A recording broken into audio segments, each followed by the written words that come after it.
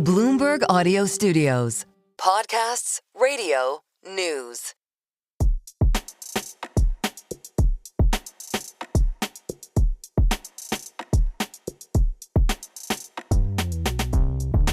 Welcome to the Merryn Talks Money Weekly Roundup, our debrief on the biggest stories in the markets and economics. I'm Merryn Somerset Webb, editor-at-large for Bloomberg UK Wealth. And I'm John Stepek, senior reporter at Bloomberg and author of the Money Distilled newsletter. So, John, you know, people say to us all the time, can you list Brexit benefits for us? What did you get out of this? What was the big win? List some.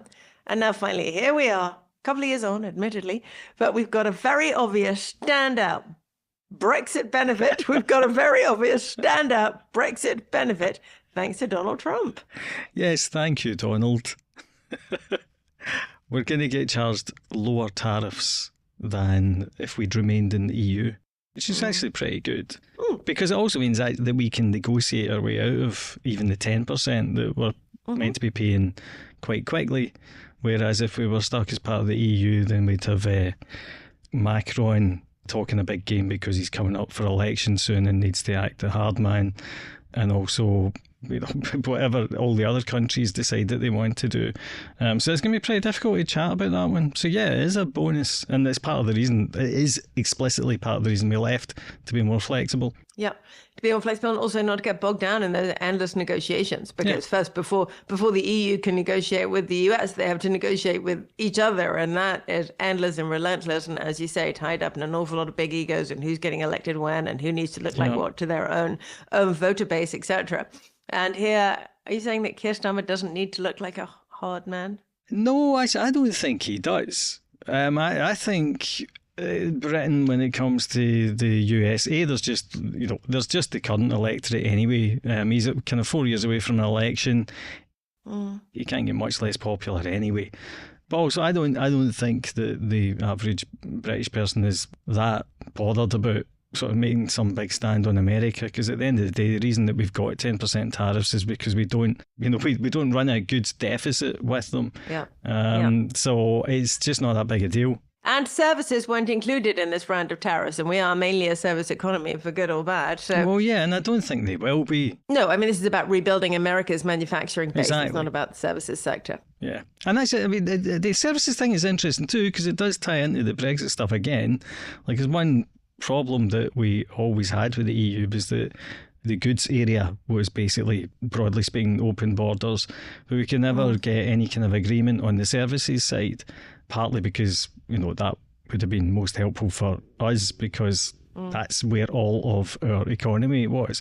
So it's just flagging that up again, you know, kind of stuck with a situation in which we weren't winning anything, and now, you know, we're in a better position for being liberated from that. There we go. See? Exciting times. Now, this actually isn't really about us, and it's not really about the UK relationship with the US. This is, in the main, about China. Pretty much, you know, the biggest tariffs, not absolutely the biggest, but some of the biggest are on China and Chinese goods. And added to the previous tariffs on China, it does make it really very high. And the same for a lot of the countries that the US thinks that China might run goods through to get them into the US. So what we have here, actually, tell us about the islands, John. Tell us about the islands.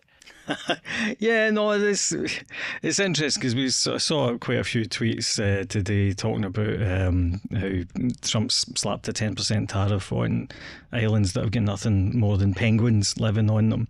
And our mutual friend Marcus Ashworth pointed out to me that, well, actually, look, this isn't as daft as it looks. If you want to stop ships running contraband goods, then you take a look at all of the flags they might be running under, not just the flag of the ship. And so it's the same with this. It's like you can't route goods through Vanuatu, say, because suddenly it's the only country in the world without any tariffs on it. So it's basically just covering all the bases and making sure there's no loopholes. Yeah, but imagine if everyone now routes their goods through us. That would be terrible. That could be just think those free ports would here. finally get some use. Anyway, so it all comes back to the fact that, I mean, a lot of this is going to unwind over the next few days, few weeks, few months. All the negotiations will begin. These tariffs won't stay where they are. Lots is going to change. But nonetheless, all this stems right back to China entering the WTO, the big competition globally over the last couple of decades to be the biggest exporter, all this mercantilism, etc. It comes back to the same thing we always talk about, this rise of globalization that has driven inequality inside ex-manufacturing economies, of course, because all the manufacturing, the high-paid jobs in those areas have ended up offshore, driven inequality in some of the Western countries. Looks like it's driven a lot of the inequality in the US. And so someone was always going to step in and say, this doesn't work. Yeah. And I mean, it is interesting because before all this, and particularly before it was kind of Trump that was in charge, there were a lot of complaints, even from, slightly more left-leaning economists, that, for example, Germany needed to spend more and have a bigger consumer economy. People have been saying the same thing about China for years. In fact, I mean, arguably China has sort of attempted, but kind of futilely, to get a bigger consumer economy. And so, again, Trump's kind of just pushing for something that people have been complaining about as being glaring flaws in the global economy certainly for my entire career.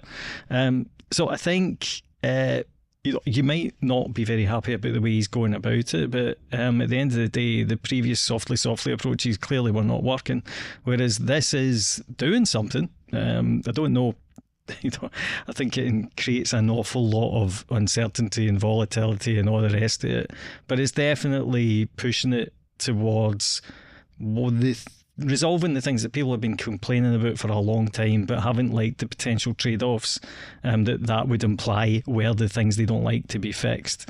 Yeah, so as ever with him, it's an amplification of an existing trend. Yep. Yeah. Right, speaking of which, bizarrely, today on the Bloomberg UK website, the most popular article is absolutely nothing to do with tariffs, nothing to do with global inequality, and nothing to do with Trump.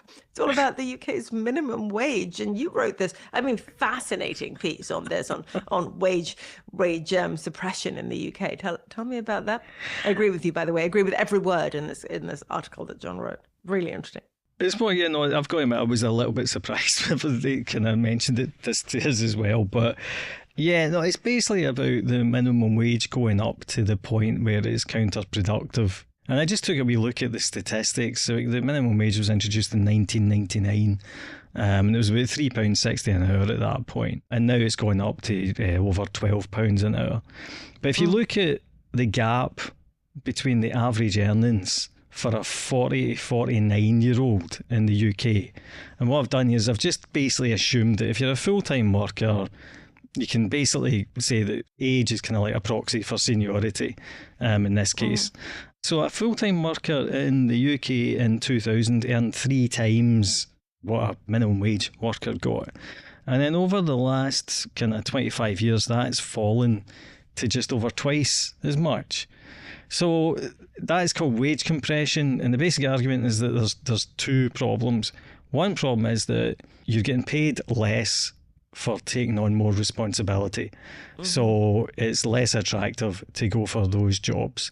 And the other big issue is that between industries, it gets harder to differentiate between basically jobs that most people would say are easier or more appealing to do than others. So for example, if you get a choice between working in a care home with everything that entails and the level of actual responsibility that entails for looking after sick people, and actually working a relatively clean job at Tesco, say, and they both pay the same amount, or there's only 50p an hour in it, then it's going to become much harder for the less pleasant jobs to get recruited for. It has a big impact on the jobs market, on the morale of people within your organisations. And I suspect that it's got something to do with poor productivity. It's clearly not the only issue. Affect productivity because people don't try harder to get promoted or to move up a level at work because it's much less worth the bother than it used to be. Yeah, and then you throw in everything else that's happening. For example, like obviously with the marginal tax rates and the fact that if you earn over £100,000 and you've got kids, you can actually end up losing money because you won't get your free childcare. The other thing that's been happening recently that I didn't put in, but this idea of equal pay for basically just different roles. So recently there was this ruling with Asda that meant that because more men worked in a warehouse than women, that the people on the shop floor should be getting paid the same as the people in the warehouse. And that is not what most people assume is meant by equality. You know, equality is meant to be that if a guy's sweeping the floor and a woman's sweeping the floor, they both get paid the same. It's not meant to be that if somebody is like stacking shelves and somebody's kind of running a till, that's the same job, because it's not the same job. It's not a different the same job. And there should be a market rate for these jobs rather than something that's imposed. But anyway, the point is that there are so many jobs now that basically pay the exact same amount or very close to it, and that makes it much harder to differentiate. And then again, because so much money, because the minimum wage has gone up so far and so fast, there's less money left over for anyone not getting paid minimum wage, which means that again you can't maintain the differentials, which used to be a really important thing in union negotiations. Like, I've listened to a lot of the Dominic Sandbrook books about the 70s, and one thing that comes up a lot of the time in the talks about unions is like the wage differentials really mattered.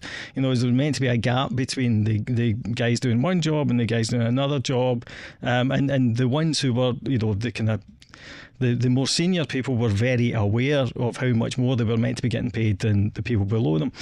So again, if you kind of compress that, then you're causing real problems in terms of people's desire to basically work harder. Well, and in terms of the status and the improved lifestyle that they feel comes with working harder. Yeah, and I suppose student loans feed into that as well, don't they? Because you reach a certain income, relatively low income, and suddenly you've got another 9 percentage points of marginal tax rate. So that takes away from your interest in earning more money as well if you're a graduate, which increasing numbers of people are. Well, yeah, I mean, Duncan Robertson in The Economist, who I think writes the Buttonwood column, wrote something about this a couple of weeks ago and basically made the point that if you work a 40-hour week minimum wage in the UK now, you'll be getting paid more than £25,000 a year, and £25,000 is the point at which the graduate tax kicks in.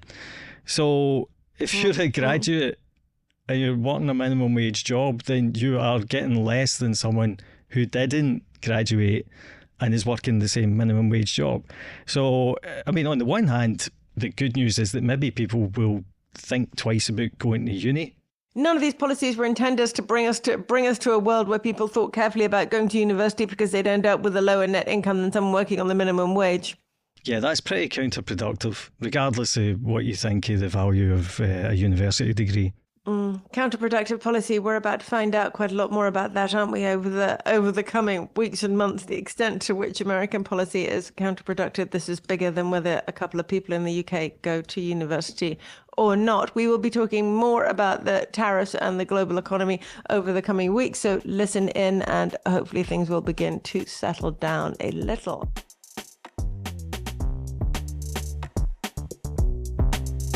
Thanks for listening to this week's Merryn Talks Money debrief. If you like our show, rate, review and subscribe wherever you listen to podcasts. Also, be sure to follow me and John on X or Twitter at MerrynSW and John_Stepek. This episode was produced by Moses Andam. Questions and comments on this show and all our shows are always welcome. Our show email is merrynmoney@bloomberg.com.